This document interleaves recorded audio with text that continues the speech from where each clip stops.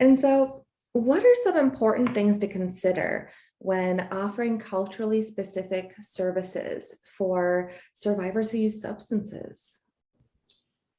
So I think it's important to take into consideration the setting and like where you're providing the services, especially now. That can look like remote or mobile options, and how to create a space in that way that is, welcoming and inclusive, that is free of biases, right? Making sure that we have decor that's not featured that is like political or faith-based, right? Because that's alienating to a lot of folks.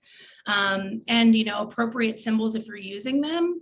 So for instance, a lot of folks have the rainbow flag up to show that we all are welcome here, but there is an updated flag, making sure that you're not using the traditional rainbow flag, you're incorporating the additional black and brown stripes, or most recently the flag that includes the intersex symbol, because we want to, if we're all are welcome, we want to make sure all are welcome and we're not putting up symbols that seem inclusive but also are not.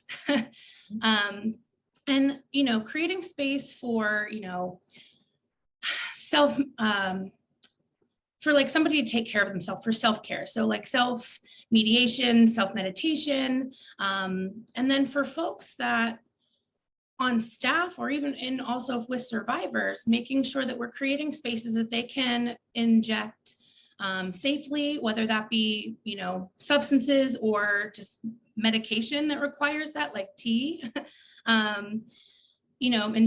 Making sure those spaces are clean, that your bathroom spaces are neutral, that we're not labeling things that don't need labels. Label, if you need to label a bathroom space, label them with what's inside, urinals and stalls and just stalls, not male, female, because that's also alienating. And then, understanding, again, going back to this idea of like coping mechanisms, understanding, different coping mechanisms, coping styles, and social supports and the stigma that's attached to substance use, and understanding those intersecting oppressions and historical trauma that come along with that, especially again with marginalized identities, and understanding that identities and harm are caused by like medical-based systems. So our responses should also be aware of that, and that services should be shared as a resource, not an assumed participation based on an identity that's held, right? And it should be discussed and choice-based. So if you're working with, an LGBTQ plus person who's also active in recovery, you don't want to say, oh, we have this queer support group focused on recovery, if that's not something they asked for. Just like we're trying to kind of break away from this idea of, oh, you're engaging in substance use, here's recovery options. That's not where everyone is. So making sure we're listening to what the survivors want and serve as a resource hub, not as like a forced resource person that again uses the contingency on acting or engaging in those services on their service in the program. Yes. How important it is to really be able to be aware of our own assumptions and be able to set those aside so that we can be really present with the person who is with us, the person who is there with us. And I'm thinking about, as you were talking about offering resources, that there can be this desire to kind of,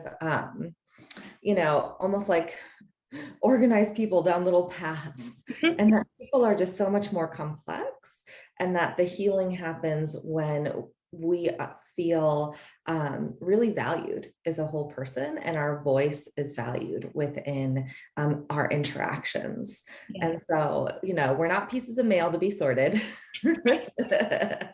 but that we're really, I often like to think about that people are much more like sunrises and sunsets. We're here to bear witness to them, to take them in, to be with them. That's beautiful. I love that.